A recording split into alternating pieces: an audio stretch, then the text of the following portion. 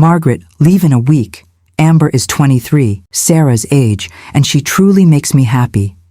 Robert laughed in my face. I raised 3 children with you and wasted 40 years of my life. Now it's my turn to be happy. I saw the girl smile victoriously beside him. I choked back tears, but inside, something began to boil. My name is Margaret Hayes. I'm 60 years old, and for 4 full decades, I believed I had built something solid, something real. Phoenix, Arizona. This is where it all began.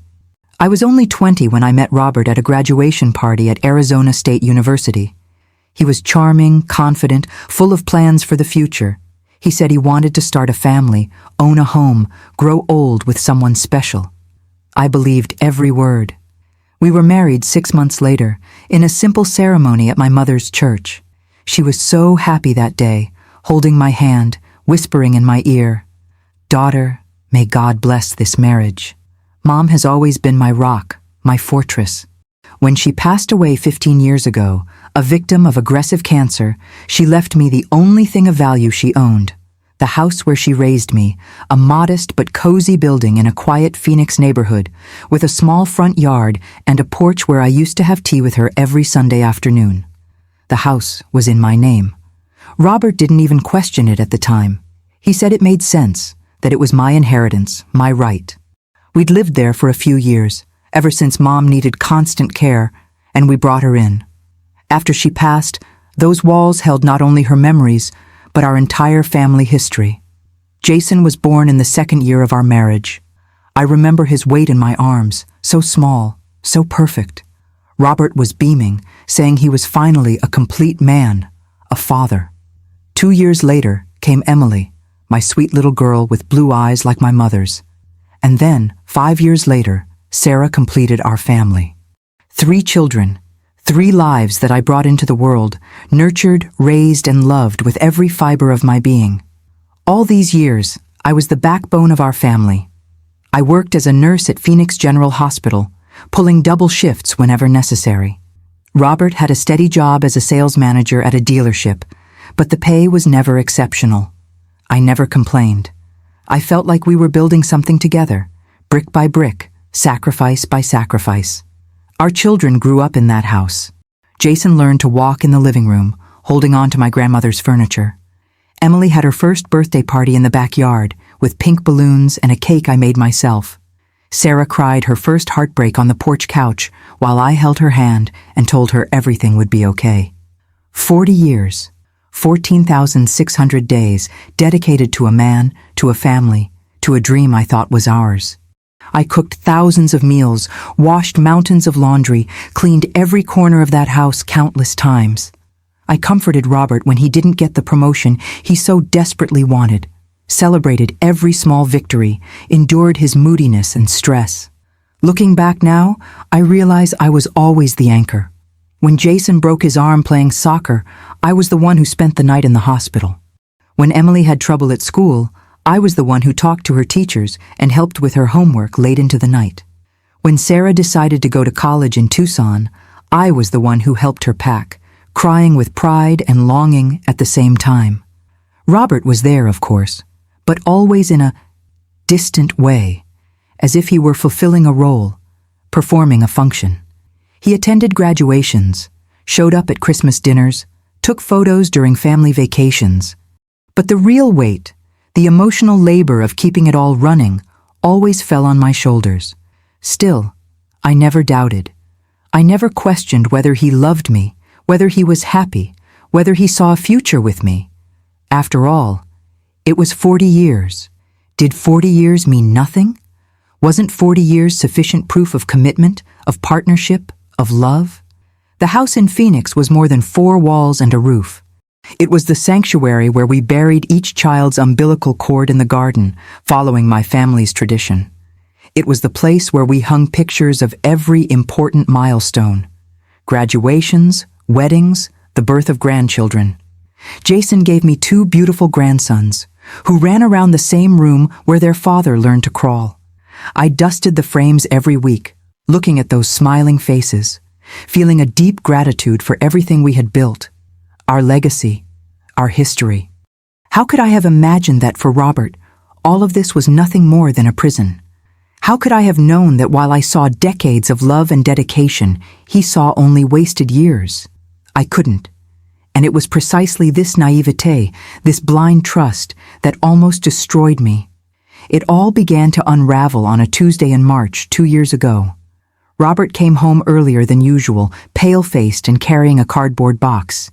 I was preparing dinner when I heard the door slam harder than usual. Margaret. His voice was hoarse, barely audible. They fired me. I dropped the spoon I was holding and turned to face him. Robert was 58 at the time, with graying hair and a few wrinkles around his eyes. He looked 10 years older than he was. What? What do you mean they fired you? I walked up to him, trying to process the information. Cuts. The dealership is restructuring. They said they need younger people, with more energy. He spat the last word bitterly. 23 years at that company, Margaret. 23 years wasted. My heart sank. I knew how much that job meant to him, even if the pay had never been extraordinary. It was his identity, his purpose. It'll be okay, Robert. You'll find something else. You have experience. You have connections. Experience? He gave a dry, humorless laugh. I'm 58, Margaret. Who's going to hire a man my age when they can pay half the salary to a 25-year-old? I wanted to disagree, but deep down I knew he was right. The job market was cruel to older professionals. So let's adjust. I work, we have the house paid off, we'll get through this together. That night, I held Robert as he cried silently in the darkness of our bedroom. It was the first time in decades I'd seen him so vulnerable, so broken. I promised myself I'd do everything in my power to keep us afloat.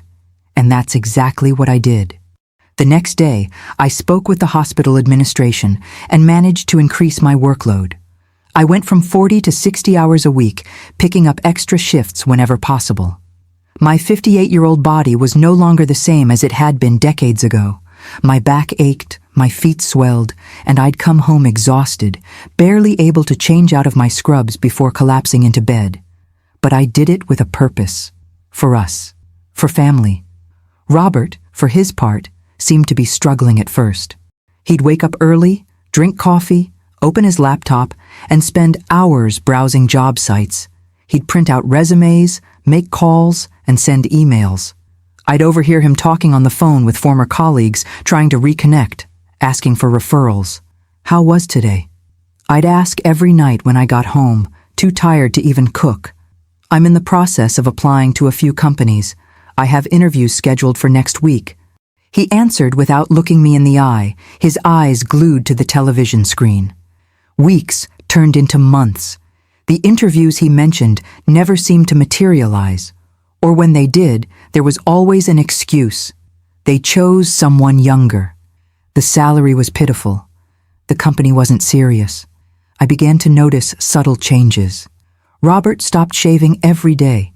He stayed in his pajamas until late in the morning. The laptop that had previously been open with dozens of tabs for job boards now displayed only YouTube and Facebook.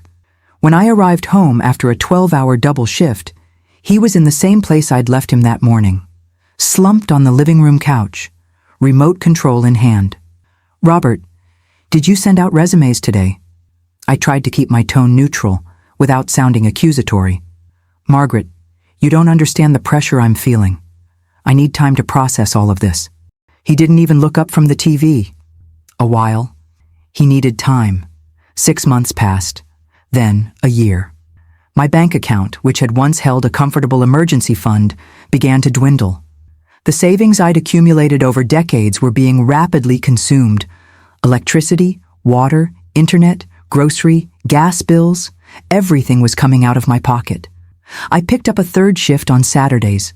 My body was begging for rest, but I couldn't stop.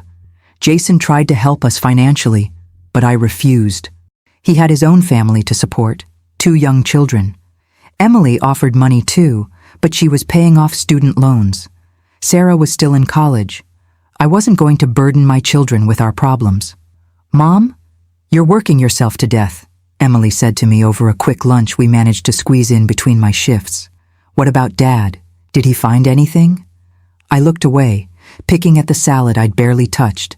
He's looking. The market is tough. Mom. Emily held my hand. It's been over a year. Is he really looking? I didn't answer, because deep down, I already knew the truth. Robert had given up. He would wake up after 11 in the morning. He would spend the entire day watching TV, browsing social media, or going out for a walk. Something that began to happen with worrying frequency. When I asked him where he'd gone, his answer was always vague. I just drove around. I went for coffee. I ran into an old friend. His clothes, once always neat and ironed, were now constantly wrinkled. He'd stopped going to the gym. He'd gained weight. But what frightened me most was the empty look in his eyes, as if he'd given up not only on job hunting, but on life in general, except when he was on his cell phone. Then his eyes would come to life.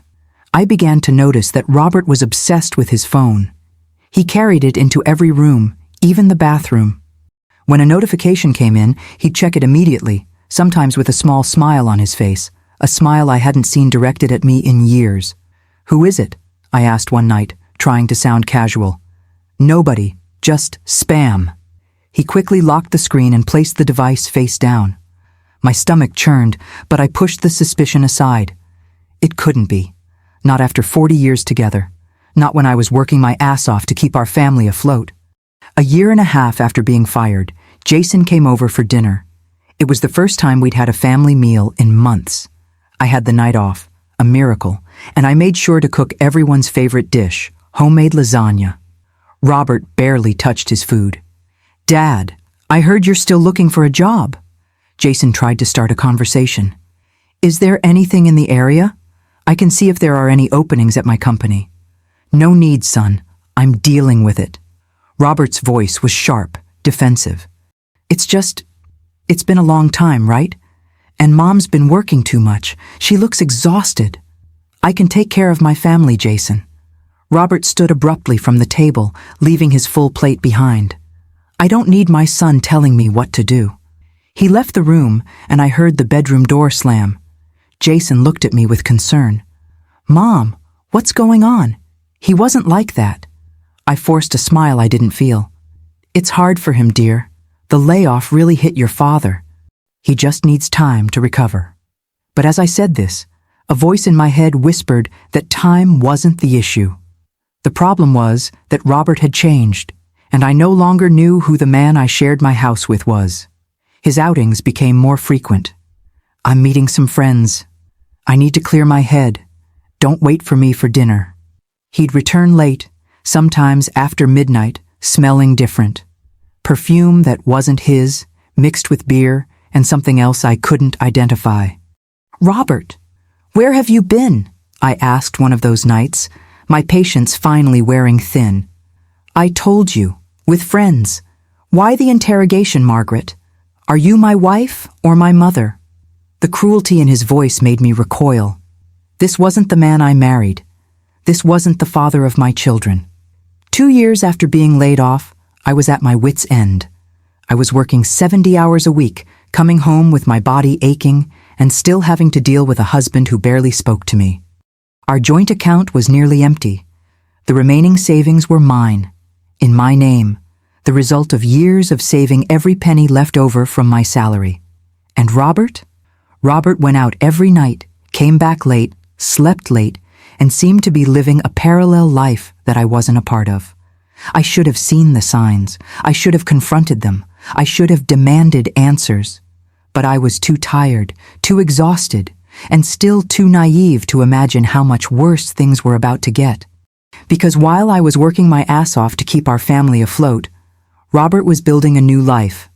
A life that didn't include the 60-year-old woman who'd devoted 40 years to him.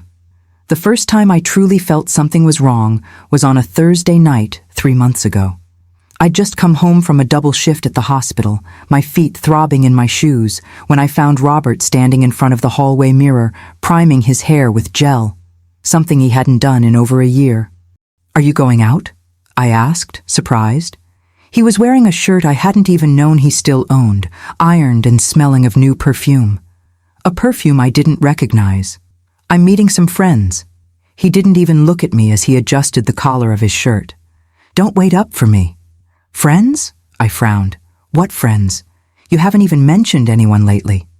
Margaret, for God's sake. He finally turned to me, irritation written all over his face. I need to get out. Breathe. Be a normal person. Do you want me to stay locked up here like a prisoner? The words hit me like a slap. I didn't say that, Robert. I just thought it was strange because I never what? Never go out, never have fun. Maybe that's exactly why I need to do this now. He grabbed his car keys and walked past me without a kiss, without a touch, without even a goodbye glance. The door slammed, and I stood there in the entryway, still in my nurse's uniform, trying to understand what had just happened. I looked at my watch. It was 8:40 in the evening. Robert had left without dinner, dressed up as he hadn't looked in months, wearing an expensive perfume I hadn't bought, to meet friends he hadn't mentioned. My stomach churned, but I pushed away the bad thoughts. 40 years of marriage, 40 years. He wouldn't do this to me. He wouldn't. I tried to stay awake that night, but exhaustion won out. When I woke at 3 in the morning, Robert's side of the bed was still empty and cold. I grabbed my cell phone with trembling hands and called him. Hello? His voice sounded muffled, music loud in the background. Robert, it's 3 in the morning. When are you coming back? Jesus, Margaret, I already told you not to wait for me. I'll be right back. And he hung up on me. He arrived at 4:30 in the morning, staggering slightly, with red eyes and that perfume even stronger, mixed now with the smell of cigarettes, although Robert had stopped smoking 15 years ago. Did you drink too much to drive? I asked from the bedroom doorway, my voice coming out harsher than I intended. I'm fine. He walked past me, taking off his shirt and throwing it on the floor, something he never did. Robert was always organized. Go to sleep, Margaret. But I couldn't sleep.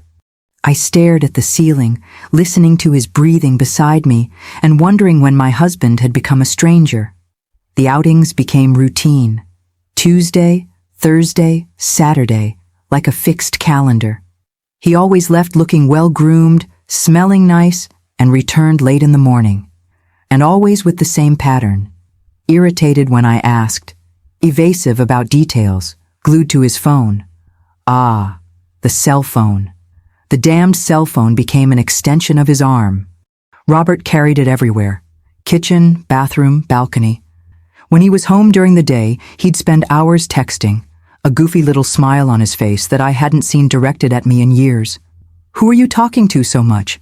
I asked casually one morning over coffee. I had a rare break and wanted to use it to chat, to try to reconnect with the man I barely recognized. Nobody important. Just a group of friends. He quickly locked the screen and put the phone in his pocket. What group? Can I meet? Margaret, why are you so interested in my life now? You spend all day working, you're barely home, and when you are, you just want to interrogate me. The accusation left me speechless. I'm working to keep this house, Robert. To pay the bills you're not paying because you don't have a job. My voice came out louder than I intended. I'd never thrown that in his face before. Never. Robert's face fell, his eyes darkening with anger. Oh, so that's it? You're supporting me so now you can control me. Watch over me? That's not what I meant.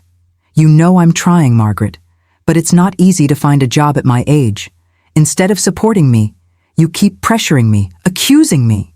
He pushed himself up from the table, knocking over his chair in the process, and slammed the door behind him. I heard the car start and the engine pull away. I sat there alone. In the kitchen I'd cleaned myself that morning, staring at the 2 half-empty cups of coffee, and wondered how we'd gotten to this point. When had communication broken down so completely? I started paying more attention. I couldn't ignore the signs anymore. Robert had started taking care of himself again. The neglect of the first months after his dismissal had given way to an almost obsessive vanity. He went to the gym 3 times a week, a new, more expensive gym, which he insisted on joining, even though he didn't contribute financially. He bought new clothes with the little money left from his severance pay. He started using facial creams and dyeing his gray hair. Are you okay? Emily asked during a call. Your voice sounds tired. I'm just... Working hard, honey. I couldn't tell my daughter what I suspected. It was too humiliating, too painful. What about Dad? Did he get anything? I took a deep breath. Not yet, but he's okay. He's taking better care of himself. That's good, right? A sign that you're recovering. Yeah, it's good. I lied, because I didn't want to worry my daughter with my paranoia. But it wasn't paranoia. I knew it deep down. One night, while Robert was in the shower, I heard his phone vibrating insistently on the nightstand. It was almost 11 at night. Who would text at that hour? My heart raced. I'd never touched Robert's phone in 40 years of marriage. I'd never felt the need to. Trust was the foundation of our relationship. Or at least, it had been. I glanced at the bathroom door, still closed, the sound of the shower drowning out all other sounds. The phone vibrated again. And again. With shaking hands, I reached out and grabbed the phone. The screen lit up, displaying message notifications. Lots of messages, but it was locked with a password I didn't know. Robert had never used a password on his phone before. I tried our wedding anniversary date. Incorrect password. I tried his date of birth. Incorrect password. I tried Jason's birth date, our firstborn. Incorrect password. The shower stopped. My heart raced. I quickly put the phone back exactly where it was and lay down, closing my eyes, pretending to sleep. Robert emerged from the bathroom wrapped in a towel, immediately grabbed his phone, and checked his messages. Through the slits of my half-closed eyelids, I saw the glow of the screen illuminating his face, and I saw the smile. That smile. A smile he hadn't given me in so long, I'd forgotten what it looked like. He typed quickly, his fingers flying over the keyboard, completely absorbed. Then he carefully put his phone away in the desk drawer, got dressed, and finally lay down beside me. I lay there in the darkness, pretending to sleep, my heart breaking into pieces. The next few days were torturous. Every time Robert picked up the phone, I felt a tightness in my chest. Every time he went out to meet friends, I wondered if they were actually friends or a specific person. A woman. "Mom, are you okay? You're really thin," Jason commented when he came to visit with his grandchildren. "Are you eating well?" I looked at my reflection in the window and barely recognized myself. I had lost weight. A lot of weight. My clothes were baggy, my eyes were sunken, my face was pale. Stress and overwork were eating away at me on the outside. But what was really killing me was what was happening on the inside. "I'm fine, son, just tired from work." "And Daddy? Where is he?" "He left." It was always the same answer. He left. A week later, I decided to confront Robert. I could no longer live in that uncertainty, that silent agony. It was a Friday night. He was getting ready to go out again, the third time that week. "Robert, we need to talk." My voice came out steady, despite the internal tremor. "Not now, Margaret. I'm late." "Late for what? For who?"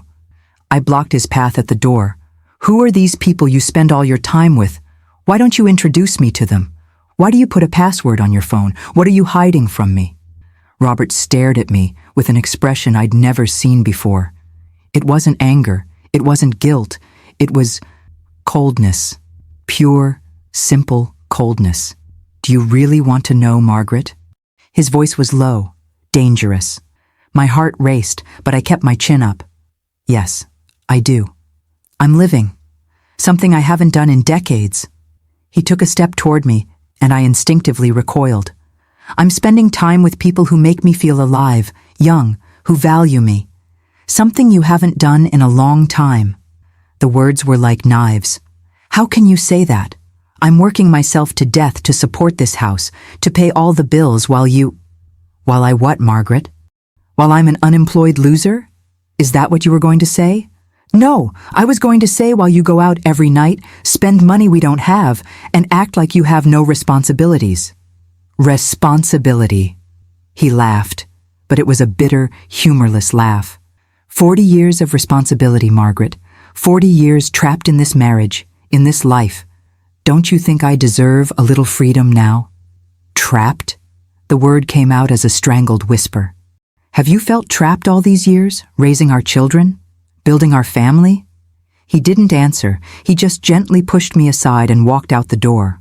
I stood there, shaking, tears finally streaming down my face. 40 years. He said he felt trapped for 40 years.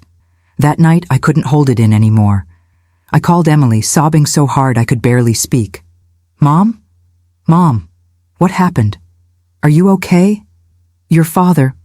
My voice trailed off. Emily, I think he's having an affair. The silence on the other end of the line was deafening. Finally, my daughter spoke, her voice thick with worry and anger. Are you sure? I have no proof. But I know, Emily. A wife knows. The signs are all there. He's different. He's distant. It's like I don't exist to him anymore. I'll talk to him. No, I interrupted quickly. Don't say anything yet. I need certainty. I can't accuse without proof. But deep down, I already knew the truth.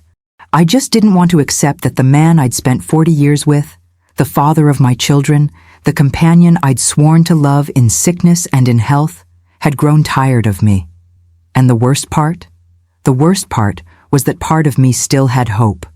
I still wanted to believe it was all a misunderstanding, a bad phase, something we could overcome together.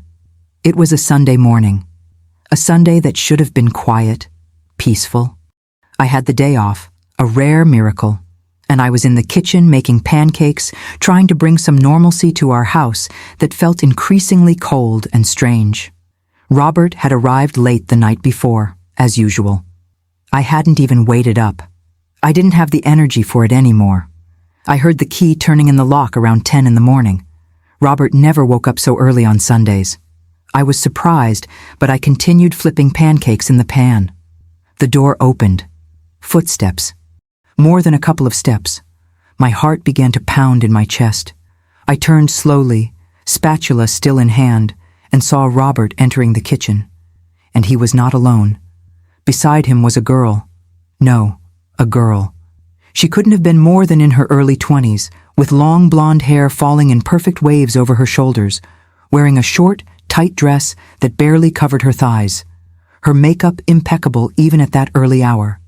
She smiled at me, a radiant smile, without shame, without embarrassment. My mouth went dry. The spatula slipped from my hand and fell to the floor with a thud. Margaret, this is Amber. Robert's voice was casual, as if he were introducing me to a co-worker. Amber, this is Margaret, my wife. Wife. He said the word as if it were just an empty title, meaningless. Hi. Amber reached out to me, her blue eyes shining with a joy that made me feel nauseous. It's so nice to finally meet you. Robert talks so much about you. I looked at the outstretched hand, perfectly manicured with long red nails, and couldn't move. My entire body had frozen. What? What's going on here? My voice came out hoarse, unrecognizable. Robert sighed, as if I were being difficult, irrational. Margaret, sit down. We need to talk. Talk? I took a step back, leaning against the kitchen counter because my legs were giving out. You bring a girl into our house and you want to talk? I'm not a girl. I'm a woman, Amber said with a giggle, slipping her arm through Robert's possessively. I'm 23. 23 years old, the same age as Sarah. My youngest daughter was the same age as that creature clinging to my husband. Robert. My voice was shaky, but I tried to maintain some composure. Who is she? What is she doing here? He gently released Amber and took a step toward me. For the first time in months, he looked me directly in the eyes. Margaret, I didn't want you to find out like this. But since we're here, Amber and I are together. We have been for 2 months. 2 months. 2 months while I worked myself to death, while I paid all the bills, while I supported the house alone. You're having an affair. It wasn't a question. It was a statement. It's not an affair, Margaret. It's a relationship. I love her. The words hit me like physical punches. Each one took a piece of me away. You... love? Yes, Robert said with a firmness he'd never used to talk about me. Amber makes me feel alive again. She makes me feel young, valued. She sees me as a man, not an unemployed loser. I never called you a loser. My voice finally boomed, echoing through the kitchen. Never. I worked. I exhausted myself. I did everything to support this family while you were with her? Don't be upset, Amber interjected, her voice annoyingly sweet. Robert deserves to be happy. You've had your time, but now it's time to move on, you know? I looked at that girl, that child, talking about my 40-year marriage as if it were a phase that had naturally ended. Shut up. You have no right to say anything here. Hey, don't talk to her like that. Robert stepped forward, protecting Amber, protecting her from me. Amber's trying to be respectful. Respectful? I laughed hysterically. She's in my house, clinging to my husband, and you're asking me to respect her? Margaret, you need to accept reality. Robert crossed his arms, adopting that posture I knew so well, the posture of someone who's already made a decision and isn't going back on it. Our marriage is over. It's probably been over for years. We just haven't admitted it. Is our marriage over? My voice was rising an octave. 40 years, Robert. 40 years together, 3 children, a whole life built, and you're throwing it all away for a girl old enough to be your daughter? She's not a girl, I told you. Robert raised his voice now too. And yes, 40 years of feeling trapped, suffocated, living a life I didn't really choose. Each word was a stab. You chose yes. You asked me to marry you. You wanted children. I was 22, Margaret. I didn't know what I wanted. I went with the flow. I did what was expected of me.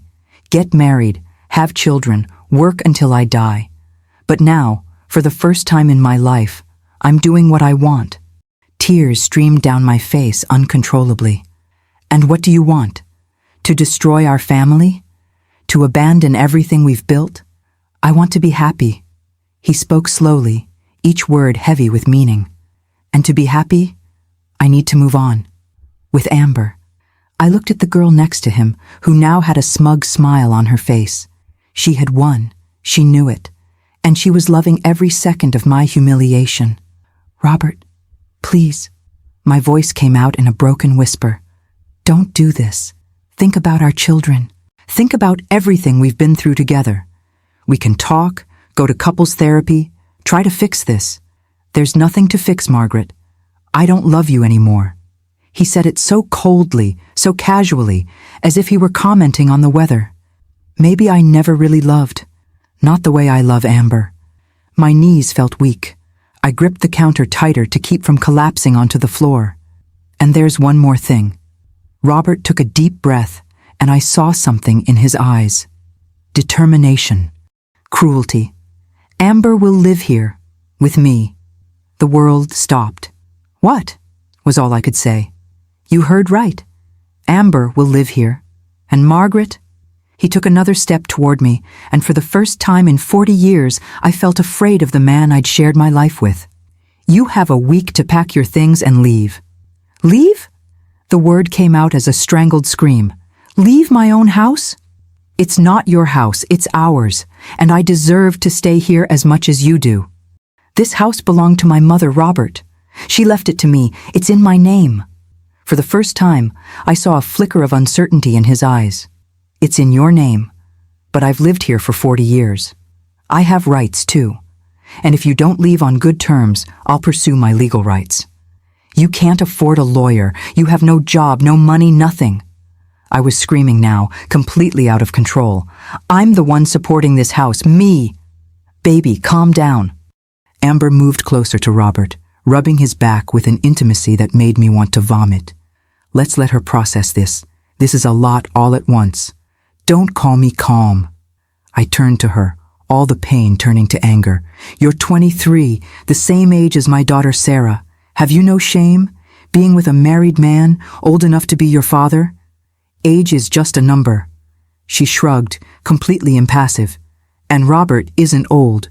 He's mature, experienced, and knows how to treat a real woman.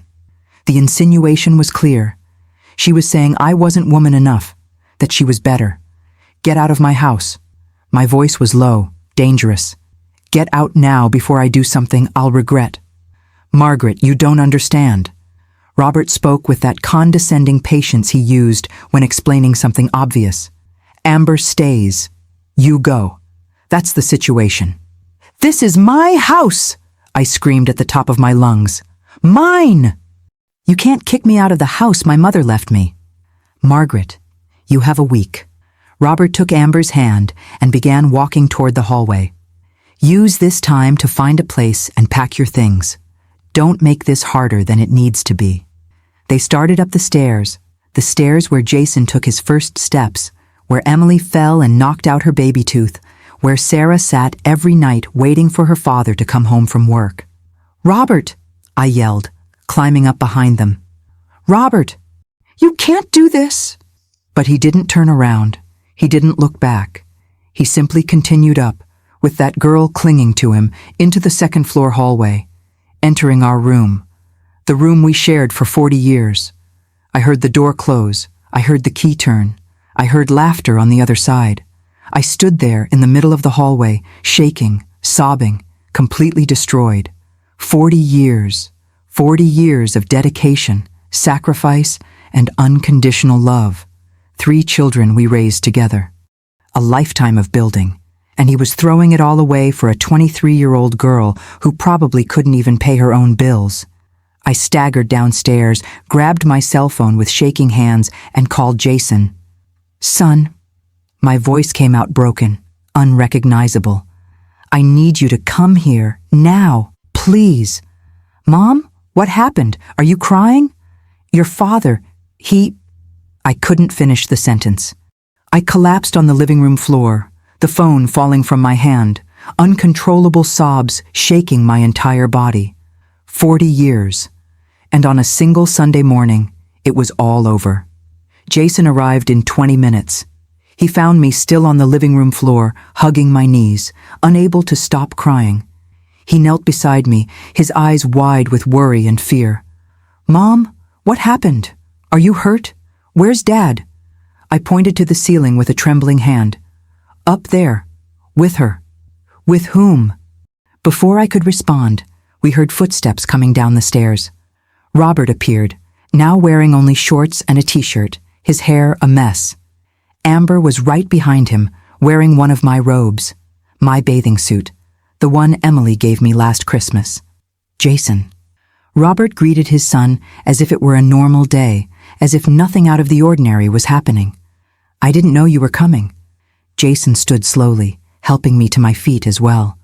His eyes flicked from Robert to Amber, then back to his father. Who is she?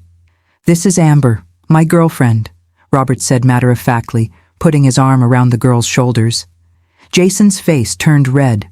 You're what? Hi, you must be Jason. Amber waved excitedly, as if we were at a family barbecue. Your dad talks so much about you. You've got to be kidding. Jason stepped forward, his voice low and dangerous. Dad, what the hell is going on here? It's none of your business, Jason. It's between your mother and me. It's none of my business, Jason exploded. You bring a girl into my mother's house with my mother here and say it's none of my business? Jason, calm down, Robert began. How old are you? Jason turned to Amber, ignoring his father. 23, she replied proudly, as if it were an achievement. 23, Jason repeated in disbelief. You're the same age as my sister Sarah. And you're sleeping with my father, with a 58-year-old man, married. Love has no age. Amber rolled her eyes, as if Jason were immature for not understanding. And Robert is getting a divorce. He already told his mother it's over between them. Is it over? Jason turned to me, and I saw tears in his eyes. Mom, is it true? I couldn't speak. I just nodded, more tears streaming down my face. Dad, are you crazy? Completely crazy? Jason was yelling now. 40 years of marriage. 3 kids. Mom working herself to death while you're unemployed, and you do this to her? I'm not discussing my life with you, Jason. I'm your father. I don't need your approval. Approval? Approval? Jason gave a bitter laugh. You think this is about approval? This is about respect, about decency, about not destroying your family over a pathetic midlife crisis. Be careful what you say about your father. Robert took a threatening step toward his son. Or what? Are you going to kick me out too? Just like you're trying to kick your mother out of her own house? A heavy silence fell over the room. Did he say that? Jason turned to me again. Did he say you have to leave? A week. My voice came out weak, broken. He gave me a week to get out. You did what? Jason lunged at his father and I had to grab his arm. Jason, no, I begged, my voice cracking. This house is Grandma's. It's in Mom's name. You can't kick her out. I've lived here for 40 years. I have rights. Robert crossed his arms, adamant. And Amber will live with me. Your mother can rent an apartment. She has a job. She has money. Money she earned herself while you sat at home doing nothing. Jason was beside himself. Have you lost your mind, Dad? Completely? At that moment, my cell phone rang. It was Emily. With trembling hands, I answered. Mom, Jason called me saying it was urgent. What's going on? I couldn't speak. I just sobbed into the phone. Let me talk to her. Jason took the phone from my hand. Emily, you need to come here. Now, and bring Sarah too. Why? What happened?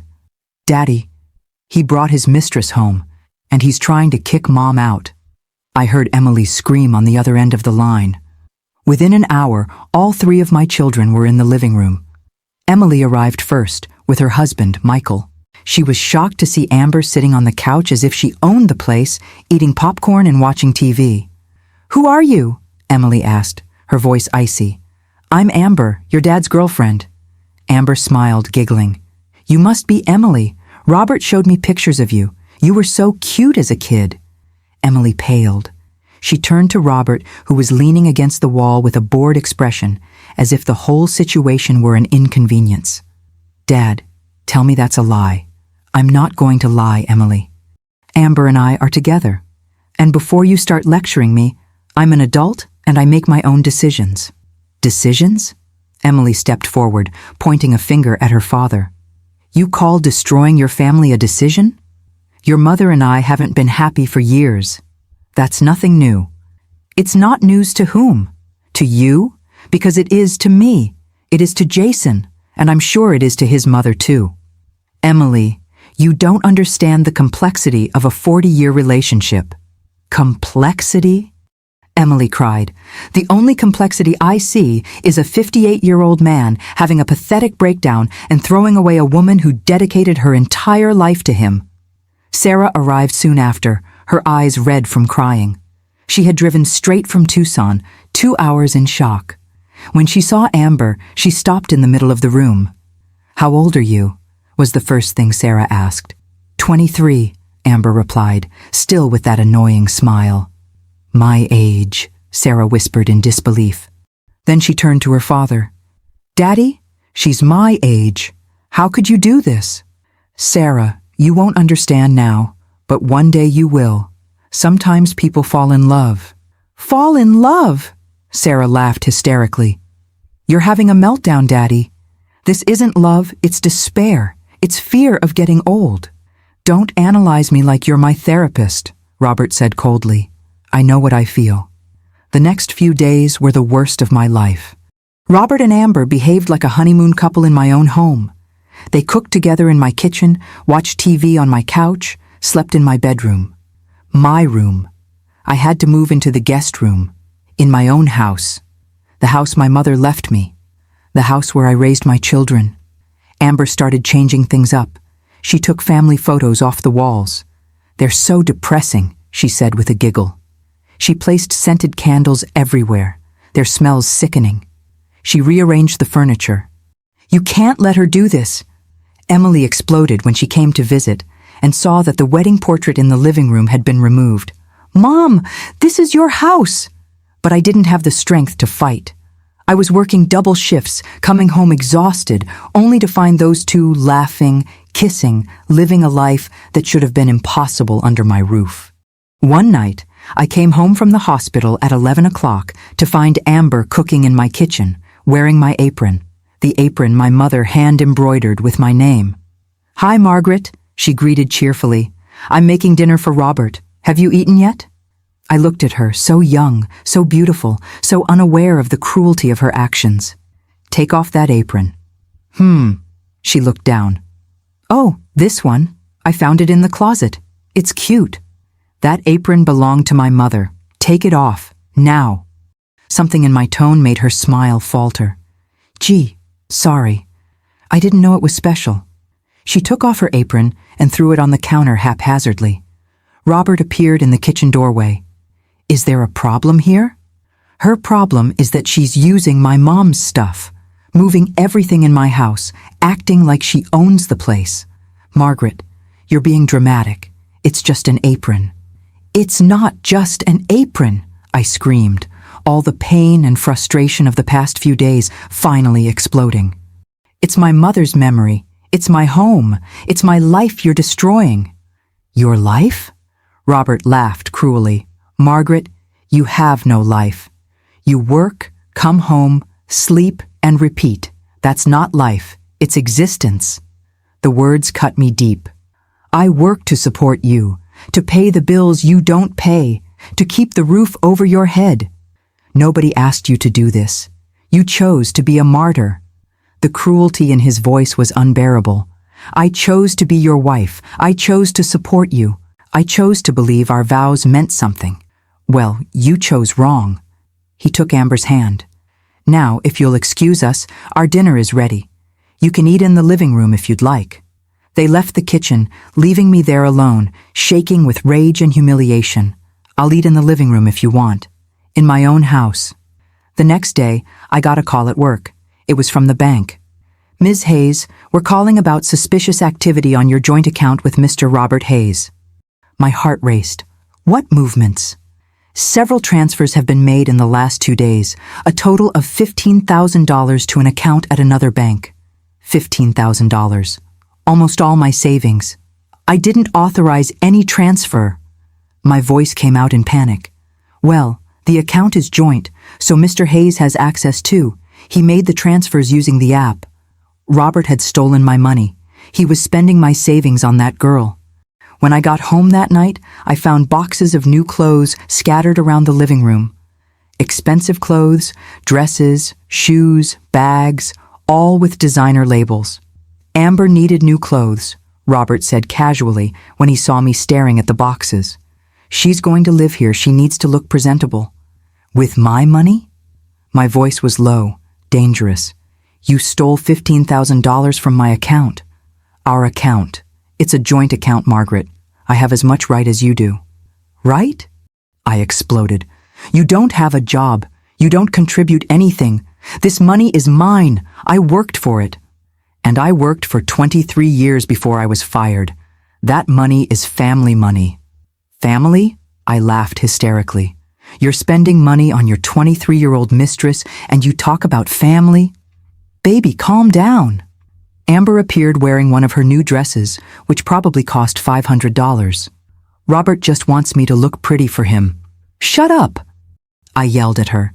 You have no right to say anything. You're a homewrecker. You're a freeloader. You're using a pathetic old man to get easy money. Hey! Robert took a threatening step toward me. Don't talk about Amber like that. Or what, Robert? Are you going to hit me? Are you going to kick me out? Oh, wait. You're already trying to do that. Jason, Emily, and Sarah came over that night after I called them crying. They found the situation even worse. Amber had posted pictures of her and Robert all over the house. There was even one on the fridge, attached with a heart-shaped magnet. This is sick, Emily whispered, looking at the photos. Completely sick. Jason confronted his father directly. Dad, did you steal Mom's money? I didn't steal. It's a joint account. You've been unemployed for 2 years. That's her money. And you're spending it on clothes for her? Don't judge me, Jason. You don't know what I've been through. What you went through, Sarah interjected, her voice thick with disbelief. Mom's working 70 hours a week. Mom's killing herself. And you think you have the right to complain? I lost my job, my identity, everything that defined me as a man. And you decided to solve this by getting involved with a girl your daughter's age and destroying your marriage? Emily spat the words with venom. Robert didn't answer. He just took Amber's hand and went upstairs, leaving us all below, trying to figure out how we'd gotten to this point. "Mom, you can't keep living here," Jason said firmly. "This is destroying you. Come live with Laura and me for now." "No," my voice came out surprisingly firm. "This is my home. I'm not leaving. They're going to." "But Mom, Dad said he has rights." "I don't care what he said." For the first time in days, I felt something other than pain and humiliation. I felt anger. Pure, righteous anger. "This house is in my name. It was my mother's, and I will fight for it." Emily took my hand. "What do you need from us?"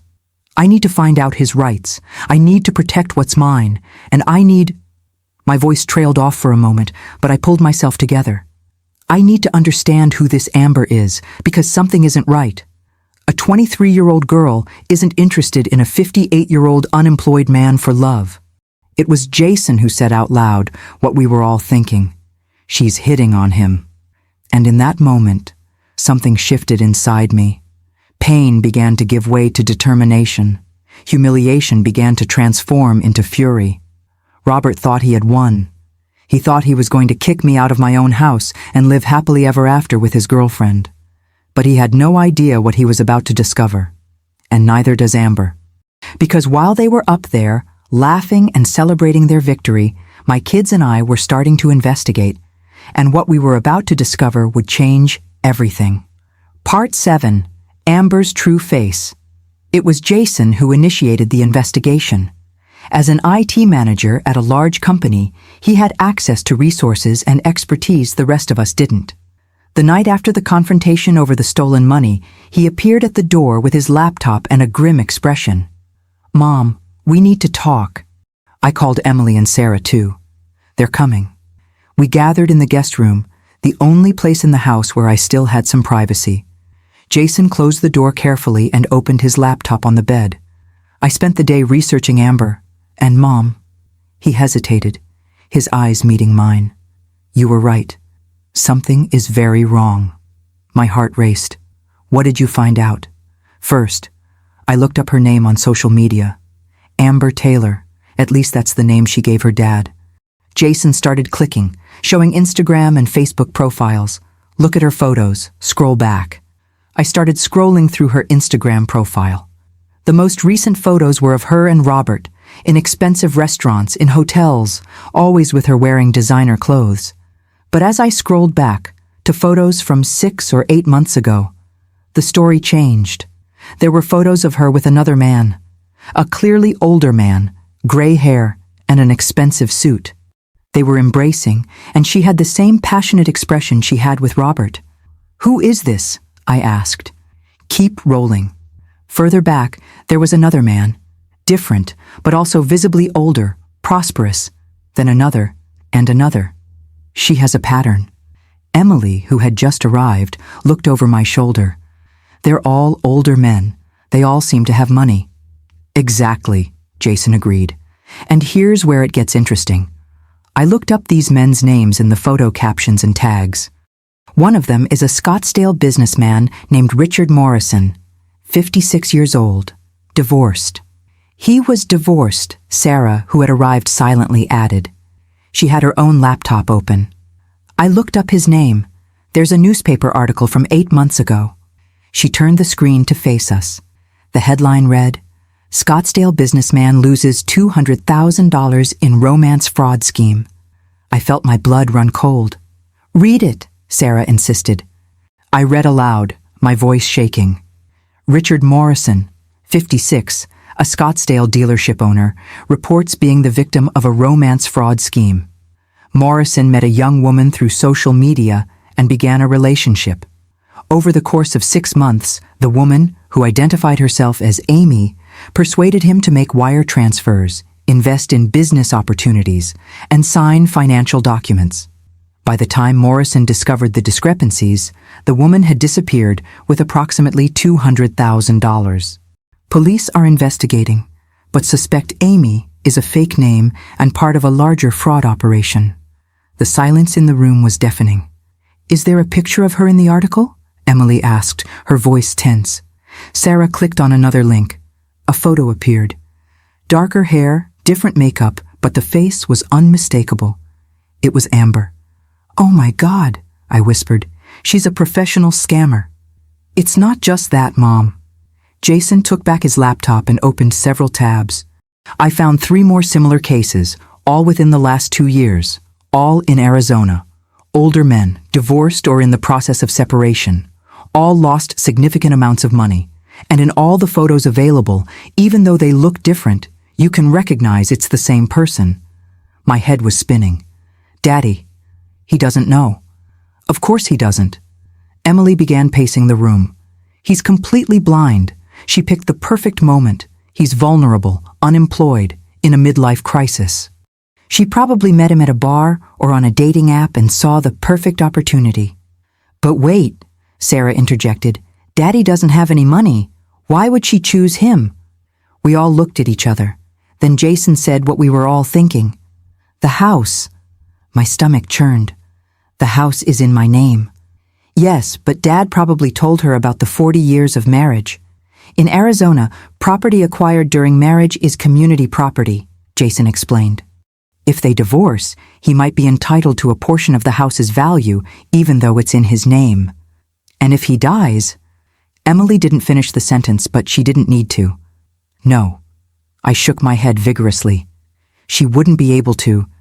Mom, this woman has stolen hundreds of thousands of dollars from multiple men," Sarah said firmly. "We don't know what she's capable of." Jason continued clicking on the laptop. "There's more. I was able to access her social media accounts through some tools. She's actively chatting with at least 3 other men right now, while she's here with Dad." He scrolled through the screen. They were screenshots of conversations. Amber was sending sexy photos, romantic messages, and asking for financial help to several different men, all over 50. "She's working on multiple targets simultaneously," Emily concluded, horrified.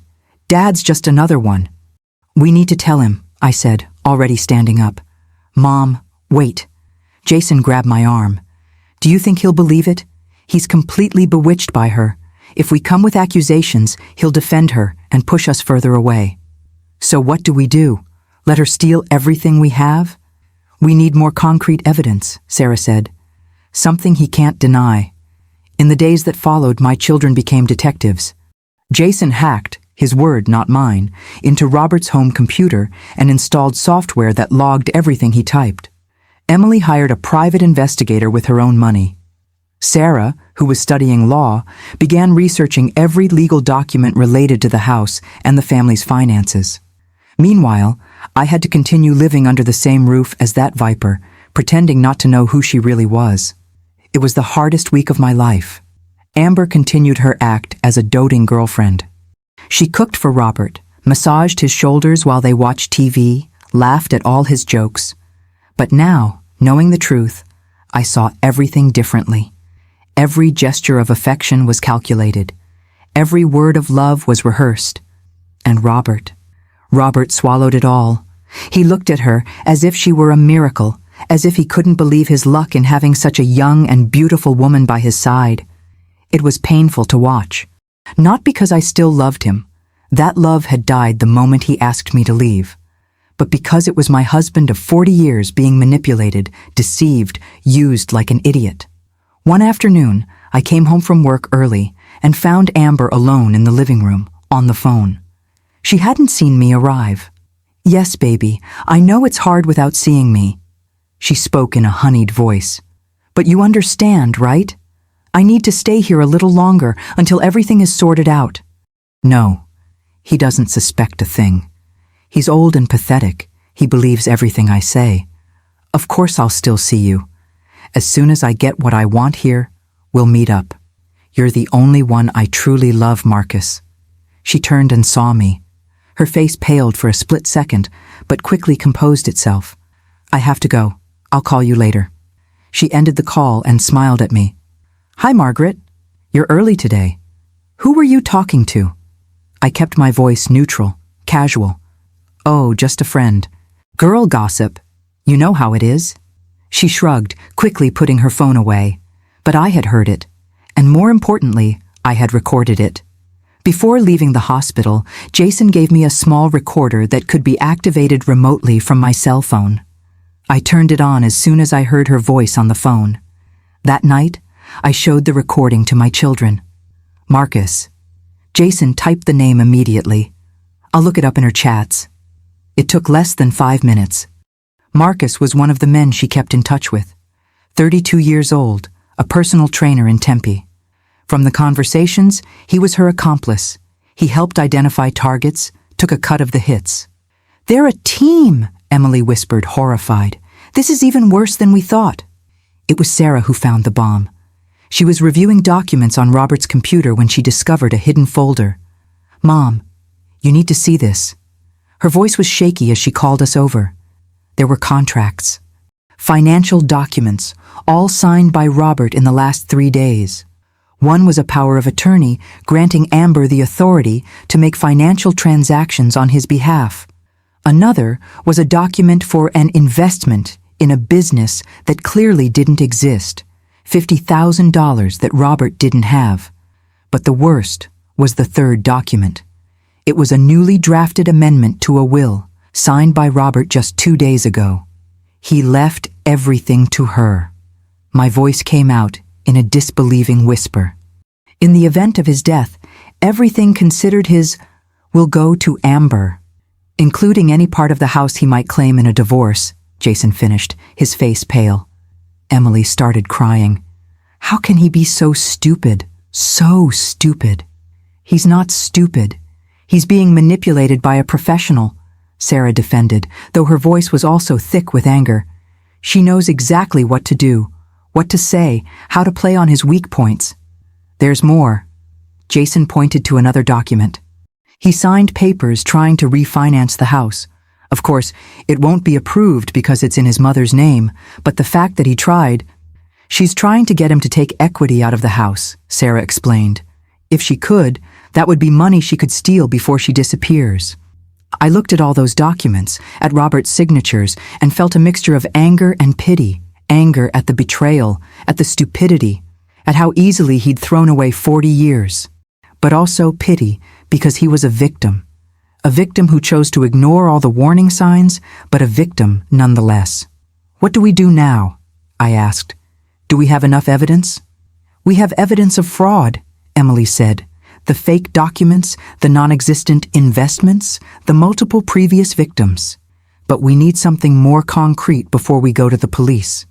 Something that proves she's actively committing a crime, not just a past one. It was then that I had an idea.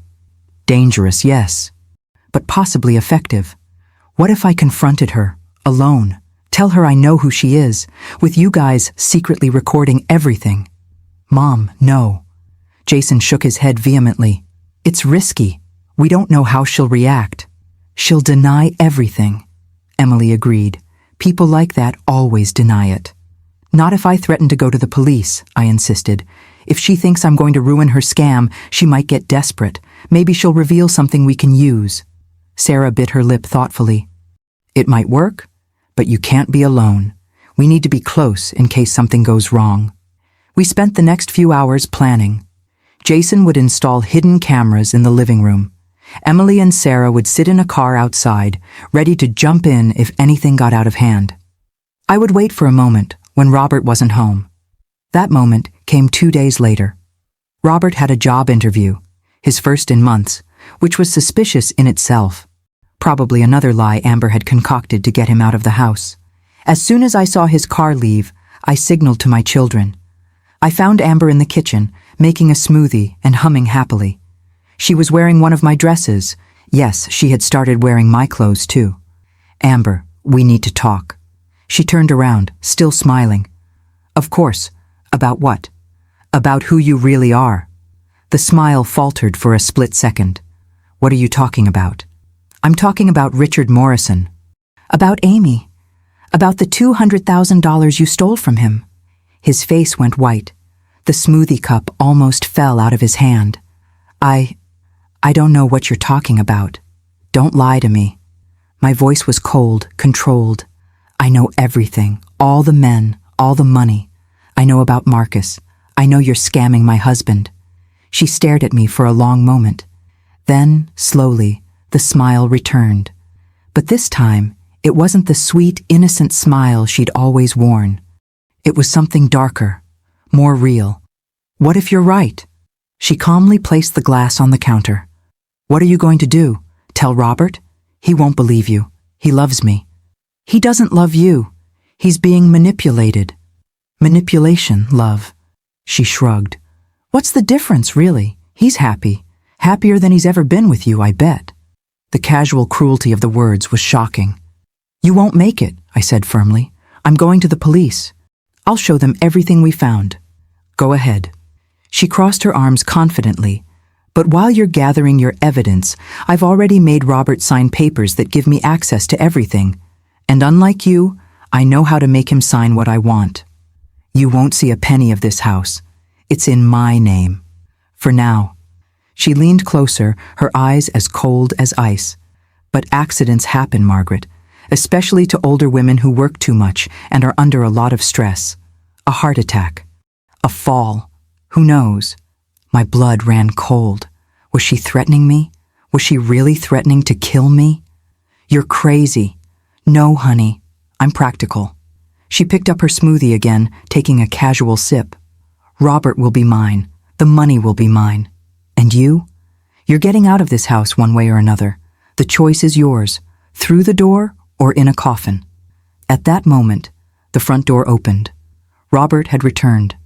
Amber's face instantly changed, returning to its sweet and innocent mask. "Baby, you're back early." But what none of us knew was that that conversation had been recorded. Every word, every threat. Robert entered the kitchen with a confused expression. The interview was canceled at the last minute. They said, "Margaret, why do you look like that? What happened?" Amber had already perfectly composed her mask. "Nothing, baby. Margaret and I were just talking." She moved closer to him, wrapping her arms around his neck. "About how we're going to decorate the living room when she leaves." The audacity of the lie left me speechless for a second. But then I heard a car pull up outside. Then another. And another. I looked out the window and saw Jason, Emily, and Sarah getting out of one of the cars. From the other, two people I immediately recognized got out. The private investigator Emily had hired, and a woman in a suit who looked like a lawyer. "What's going on?" Robert asked, seeing my expression. "Who are these people?" "It's people who will show you who you really brought into our home." My voice came out steady, surprisingly calm. Everyone entered through the front door. Jason carried his laptop. Emily had a briefcase full of documents. Sarah carried a tablet. The investigator carried a briefcase. And the lawyer, whom Emily introduced to me as Dr. Patricia Simmons, had a serious professional expression. "Robert, Amber, have a seat," I said, pointing to the living room couch. "You'll want to be seated for this." "Margaret, what the hell is this?" Robert was getting irritated. "Who are these people?" "I'm Patricia Simmons, Ms. Hayes' attorney." The attorney introduced herself. "And this is Daniel Reeves, private investigator. We're here to present some important information that's been uncovered in recent weeks." Amber had gone pale. She pulled away from Robert slightly, her eyes scanning the room's exits. "You're not going anywhere." Jason discreetly blocked the way to the hallway. "Sit down." "You can't give me orders," Amber began. "Actually, we can," Dr. Simmons interrupted. "This is Mrs. Hayes' private residence. You are here as a guest, and that condition is about to be revoked." Robert finally sat up, pulling Amber with him. "Can someone tell me what's going on?" "I'll show you." Jason opened the laptop and turned the screen to his father. "Do you recognize this woman?" It was a picture of Amber with darker hair, different makeup, but unmistakably her. "It's Amber. So what?" She changed her look. "Now look at this." Another photo appeared. Amber with an older man. "And this one." Another one. "And this one." Another one. "They're her ex-boyfriends." Robert shrugged, but his voice had lost some of its confidence. "Everyone has a past." "Past?" Emily stepped forward, her voice thick with restrained anger. "Father, each of these men was a victim of fraud. Each lost thousands, sometimes hundreds of thousands of dollars. And they all have one thing in common: a young woman who approached them, gained their trust, and disappeared with their money. "This is ridiculous," Amber finally spoke, her voice high-pitched. "I've never done anything like that. It's just coincidences." "Coincidences?" Sarah advanced with the tablet. "So, is it a coincidence that you've used 3 different names? Amy, Amanda, and now Amber? Is it a coincidence that there are warrants for your arrest in 2 states? Is it a coincidence that you're being investigated for fraud, conspiracy, and embezzlement?" Robert's face was turning gray. What are you saying?" Daniel Reeves, the investigator, opened his briefcase. "Mr. Hayes, over the past 2 weeks, we've been digging into Ms. Taylor's background, if that is indeed her real name. What we've uncovered is a clear and consistent pattern of romance fraud. She identifies vulnerable men, usually older, divorced, or in the process of separation, with some wealth. She approaches them, creates an intimate relationship, and then begins to manipulate them financially." "You're making this up!" Amber stood up abruptly. "Robert, they're lying because they don't want us to be together. It's obvious." "Sit down." My voice was cold. "Or I'll call the police right now." She glared at me with pure hatred in her eyes, but sat back down. Jason started playing a video. It was a recording of the conversation I'd had with Amber just a few minutes ago. Her voice echoed through the room. "Manipulation. Love. What's the difference, really? While you're gathering your evidence, I've already made Robert sign papers giving me access to everything. Accidents happen, Margaret, especially with older women. You're going to get out of this house, one way or another. The choice is yours, through the door or in a coffin." The silence that followed was deafening. Robert was staring at Amber as if seeing her for the first time. His face had gone from ashen to a deathly white. You said that? You threatened to kill my wife?" "Baby, it doesn't look like that." Amber tried to take his hand, but he pulled away violently. "Don't touch me," he screamed, and for the first time I saw fear in her eyes. Was all of that a lie? All of it?" "Not just lies, Dad." Emily opened the folder of documents. "Fraud. Look at these papers you signed." She spread the documents out on the coffee table. The power of attorney, the investments, the will change. You gave her the power to access bank accounts, to make transactions in your name. You invested $50,000 you don't have into a business that doesn't exist. And you changed your will to leave everything to her, a woman you've only known for 2 months. Robert took the documents with trembling hands. I don't remember signing half of these things." "Because you were probably drunk," Sarah said mercilessly. "She'd pump you full of alcohol and make you sign it. It's a classic trick." "And there's more, Dad." Jason pulled up another window on his laptop. "She's doing this with other men at the same time. Look at these chats. She has at least 3 other boyfriends now. One of them is Marcus, who helps her pull off the scams." Messages began to appear on the screen. Amber was talking to different men, using the same words of love, the same tricks, asking for money from all of them. Robert read silently, his face contorted in a mixture of horror, anger, and humiliation. You never loved me, not even a little." Amber didn't answer. She had given up pretending. Her face was closed, calculating, waiting for an opportunity to escape. "What about the money you stole from the joint account?" I continued, my voice gaining strength. "The $15,000 you spent on clothes, restaurants, hotels? That was my money, Robert. I worked for it, and you gave it to a con artist." "I didn't know." His voice came out in a broken whisper. "Margaret, you have to believe me. I didn't know." "You didn't know?" My anger finally exploded. "You didn't know, but you didn't even bother to ask. You were so obsessed with a girl your daughter's age that you didn't even stop to think it was too good to be true? A beautiful 23-year-old woman falling in love with a 58-year-old unemployed man? And you actually believed that? I thought she saw something in me that you didn't see anymore." "She saw," I screamed. "She saw an easily manipulated idiot. She saw a vulnerable man, desperate for validation, willing to destroy a 40-year marriage for a little attention." Robert began to cry. silent tears streaming down his face. "What have I done? My God, what have I done?" "You destroyed our family," Emily replied, her own voice cracking. "You humiliated Mother. You stole from her. And you almost made us lose everything because of that criminal." Dr. Simmons pulled out another set of documents. "Mr.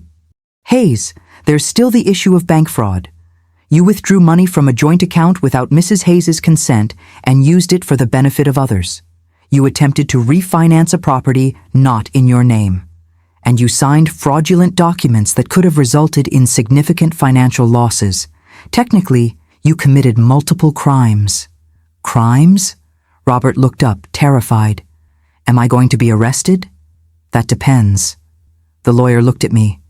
"Miss, Hayes hasn't decided whether to press charges yet." All eyes turned to me. Jason, Emily, and Sarah looked at me expectantly. Robert stared at me desperately. And Amber. Amber had a small smile on her lips, as if she thought I was too weak to do anything. It was that smile that decided everything. "I will file a complaint," I said clearly. "Against both of them." "Margaret, no." Robert stood up, taking a step toward me. "Please, I made a terrible mistake, but I don't deserve to go to jail. Think about our children, our what, Robert? Our marriage that you destroyed? Our family that you humiliated? The 40 years that you threw in the trash?" "Mom's right," Jason said firmly. "You made choices, Dad, and choices have consequences." "You can't do this." Amber finally stood up, her voice taking on a desperate tone for the first time. "You have no real evidence. These are just accusations." "Indeed we do." Daniel Reeves smiled coldly. "Signed documents. Recorded conversations. Previous victims willing to testify. Bank accounts traced. And best of all," he paused dramatically, "your partner Marcus is already in police custody, and he's more than willing to cooperate in exchange for a reduced sentence." Amber's face drained of color. "Marcus, he wouldn't do that." "He already did. Last night. He told me everything about your operation, the names of the other targets, how you divided the money, everything. It was like watching a mask literally fall away. The sweet, passionate young woman completely disappeared, replaced by something cold and calculating. "So that's it?" She gave a bitter laugh. "You got me. Congratulations, Hayes family. You're smarter than I thought." "Why?" Robert asked, his voice breaking. "Why did you do this to me?" She looked at him with disdain. "Because you were easy, desperate, pathetic. Did you really think I could love a man like you? Old, broke, with no future?" The words were cruel, calculated to hurt. And they worked. Robert collapsed back onto the couch, sobbing. "And you?" Amber turned to me. "You think you're so superior, don't you? The devoted wife, the hard-working martyr? But you know what I see? A pathetic woman who clung to a dead marriage for 40 years because she was too afraid of being alone." "Shut up." Sarah stepped forward, shielding me. "You have no right to say anything about my mother." "Oh, the little girl defending her mommy. How sweet." Amber's sarcasm was cutting. "You think you won? That you defeated me? Even if I go to jail, it will be worth it. Because I destroyed this family. I turned you against each other. I showed how weak this union really was." "No." My voice was firm, controlled. "You didn't destroy anything. You just hastened the end of something that was already broken.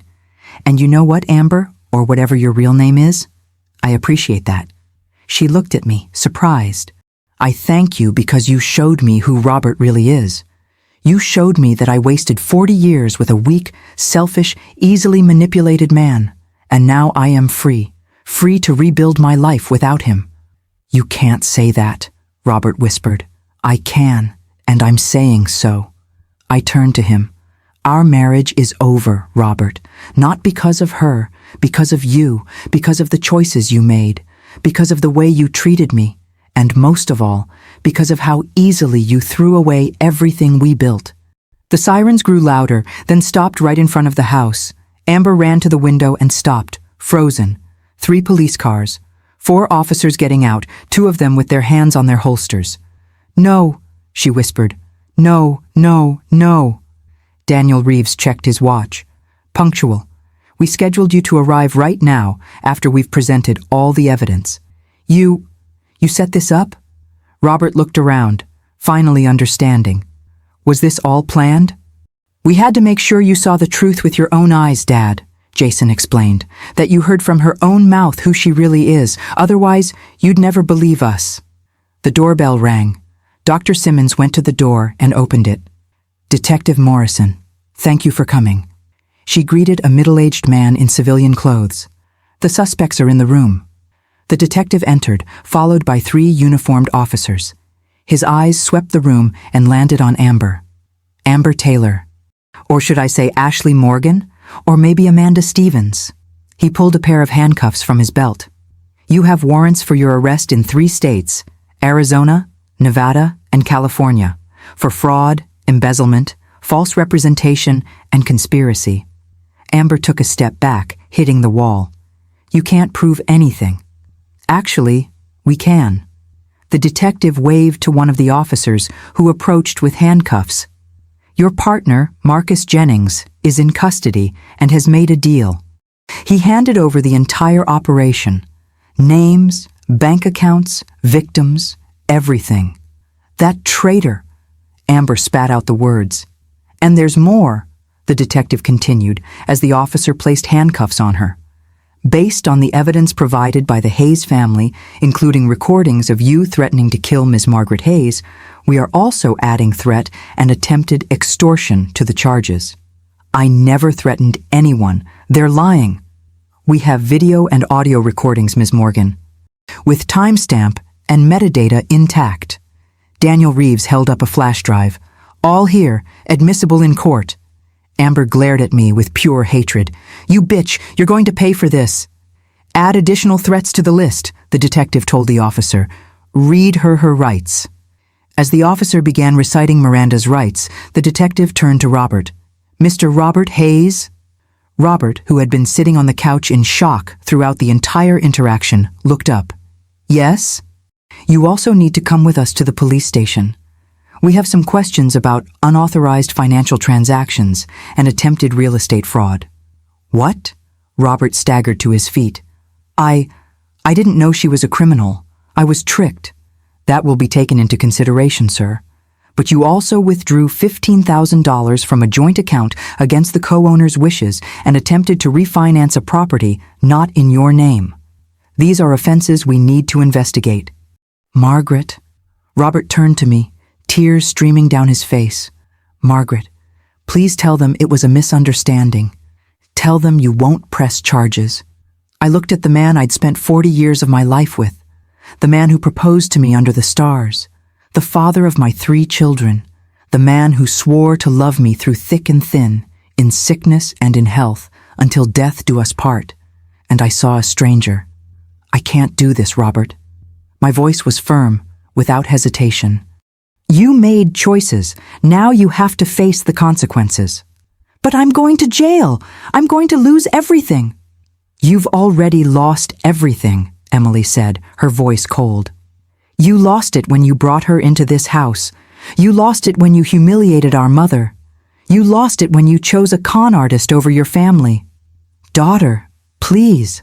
I'm not your daughter anymore. Emily turned her face away. You stopped being my father the moment you did that to Mom. Jason? Sarah? Robert looked at his other children, desperation in his voice. Do you think so too? Jason didn't answer. He just crossed his arms and looked away. Sarah, the youngest, the one who had always been closest to her father, stepped forward. For a moment, I thought she was going to defend him. Dad. Her voice was shaky, thick with emotion. You brought home a woman my age, a woman who threatened to kill my mother, a criminal, and you were so blind you didn't even notice. So no, I won't help you. You need to pay for what you did. Robert broke down, literally. His knees gave way, and he fell to the floor, sobbing uncontrollably. I lost everything. Everything. Mr. Hayes, I need you to stand up and come with me, please. The detective spoke firmly, but not without some compassion. We won't need handcuffs if you cooperate. Robert stood trembling, supported by one of the officers. He looked at me one last time. "Margaret, I'm so sorry. I'm so sorry." "I'm sorry too," I replied honestly. "I'm sorry for the 40 years I wasted, for the dreams I had, for the family I thought we had built. But most of all, I'm sorry for you, Robert, because you threw away something real for something fake. And now you'll pay for it for the rest of your life." They began to lead Amber toward the door. She was still struggling, screaming obscenities, threatening to sue everyone. But her words echoed hollowly now. She had lost. Robert was the last to leave. He moved like a man in a trance, completely broken. At the door, he stopped and looked back one last time, seeing the house where he had lived for 40 years, the family he had destroyed. "Goodbye, Robert," I said softly. The door closed. The silence that followed was profound, almost deafening. For a long moment, no one moved, no one spoke. Then Emily began to cry. Sarah hugged her, and soon they were both crying together. Jason joined them, his shoulders shaking with silent sobs. I walked over to my children and hugged them. "It's over," I whispered. "It's over." "Mom, are you okay?" Sarah asked between sobs. I considered the question. Was I okay? My 40-year marriage was over. My husband was being taken away by the police. My home, my life, everything had been turned upside down. But strangely enough, I felt light. For the first time in months, maybe years, I felt as if a huge weight had been lifted from my shoulders. "Yes," I replied, surprised by my own honesty. "I'm fine. I'll be fine." Dr. Simmons, who had been quietly in the background, approached. "Mrs. Hayes, we need to discuss next steps. Divorce proceedings, asset protection, possibly a restraining order." "Can we do this tomorrow?" I asked wearily. "Today, I just want to be with my kids." She smiled gently. "Sure, I'll leave my card. Call me when you're ready." Daniel Reeves also said goodbye, handing over a full report of his investigation. "For your records. And Mrs. Hayes, you were very brave today." After everyone left, the lawyers, the investigators, the police, it was just the four of us left. My 3 children and I, in the room that suddenly felt bigger, emptier, but also more ours. "What's going to happen to Daddy?" Sarah asked softly. "I don't know," I answered honestly. "It depends on the charges, if he cooperates, if he has a good lawyer. But Sarah, even if he doesn't go to jail, even if he only gets community service or a fine, the marriage is over. You understand that, don't you?" She nodded, wiping away her tears. "I understand, Mom. After everything he's done, I understand." "What about Amber?" Jason asked. "What's going to happen to her?" With her history, the multiple victims, the warrants in multiple states. I took a deep breath. She's going to prison for a long time, years, probably. "Good," Emily said vehemently.